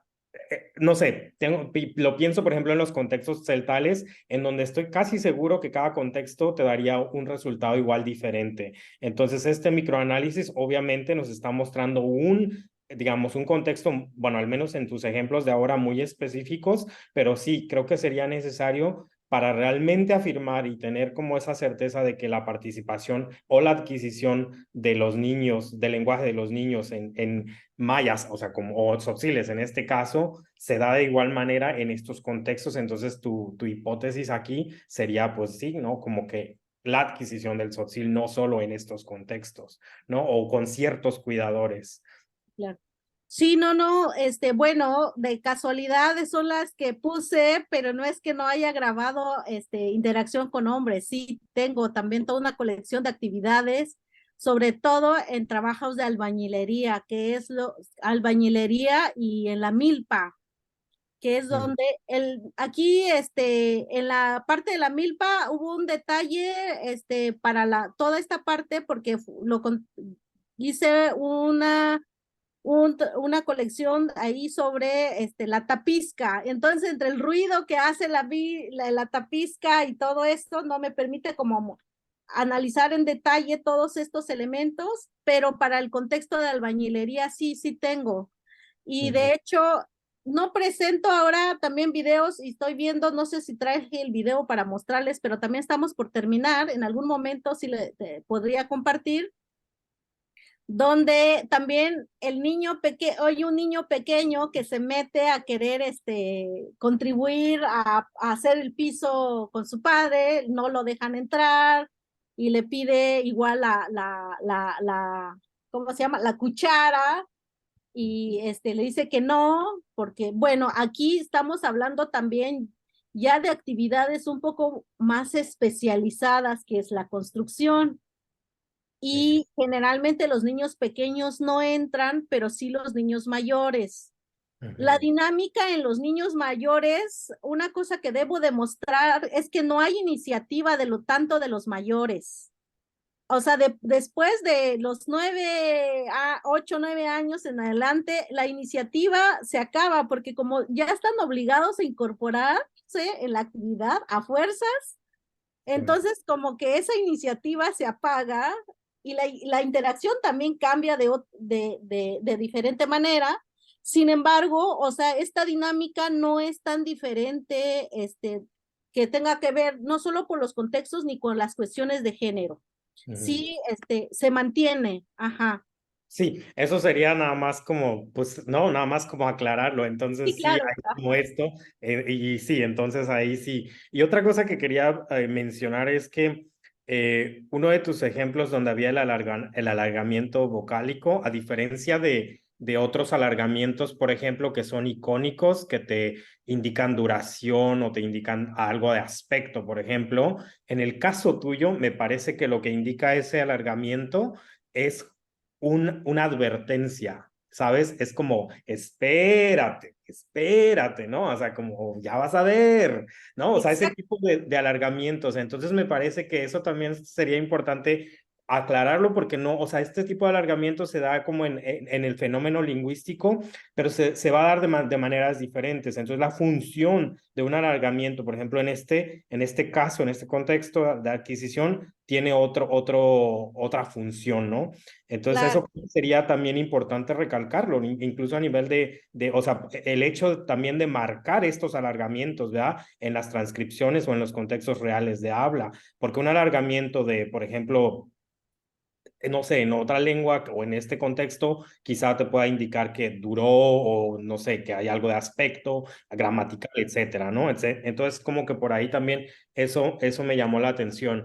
Y lo otro también que quería mencionar es que no tengas miedo en grabar esas sesiones, aunque no las grabes en video. De hecho, o sea, tú estás ahí, estás en un contexto, estás participando. Esto es como una sugerencia metodológica en general, pero es que creo que es válido para la documentación en general. Es que si hay algo que no puedes grabar en video porque no te lo permite la naturaleza del habla o del momento, puedes hacer la grabación en audio y obviamente es negociar con los participantes de cómo vas a usar el texto. Y en estos casos específicos que tú dices que son, por ejemplo,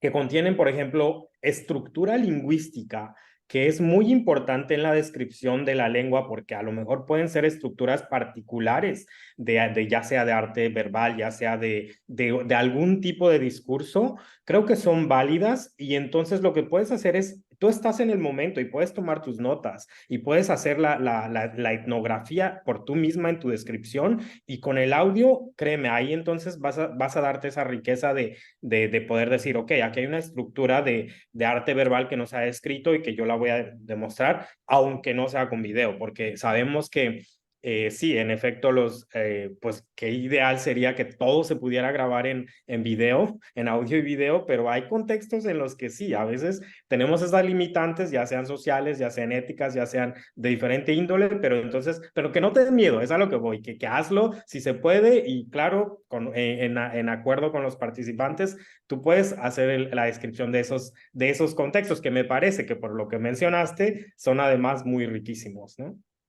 Sí, sí, además del miedo que te decía por el contexto íntimo de la información y todo eso, no sé, yo creo que estoy obsesionada no obsesionada, más bien, valoro muchísimo todo esta coexistencia de múltiples canales que están en la interacción y he grabado y realmente siento que solo estoy acercándome a una partecita y no sé, siento que es como comerme media tortilla, pero me quedo con las ganas de la otra parte de la tortilla recién sacada del comal. Algo así me pasa, ¿no? Entonces, y en cuanto a el comentario anterior, ahora me resulta un comentario, digo, yo no sé si bueno, en las lenguas mayas, por lo menos de Chiapas, yo no sé si en el caso del mocho, sí, efectivamente, el uso de la entonación en tzotzil tiene una función pragmática más que una función gramatical, ¿no? Entonces, yo no sé si en celtal o en mocho has encontrado la función de la entonación el uso de la entonación con función gramatical, porque en el tzotzil no lo he visto porque es quizá por mi falta de conocimiento perspicaz sobre esos datos, ajá. Sí, de hecho, bueno, en la tesis de maestría justo describo un poco la función, o sea, sí, las diferentes posibilidades que tienen los ideófonos en alargarse. Entonces tienes ahí, por ejemplo, iconicidad aspectual, que es, o sea, es gramatical básicamente, y ese tipo de cosas. Entonces, pero obviamente también hay otros contextos pragmáticos donde vas a tener alargamiento, que no necesariamente son aspectuales, pero eso puede pasar independientemente de con cualquier clase gramatical, no solo con ideófonos. El alargamiento, digamos, como marca aspectual se da sobre todo con los ideófonos en celtal, que es crossling, digamos, en todas las lenguas del mundo, eso es muy, muy común. Pues ahora que vamos a estar con los idiófonos, vamos a ver qué pasa con la entonación ahí. Pues sí. Bueno, gracias, Jaime. Gracias a ti, gracias a todos. Gracias por la intervención, Jaime, y gracias nuevamente, Margarita, por presentar este trabajo tan complejo, tan vasto. Lamentablemente agotamos el tiempo de la sesión y tenemos que despedirnos, no sin antes agradecerles a los asistentes que nos hayan acompañado en un nuevo semestre. Los esperamos en las siguientes sesiones.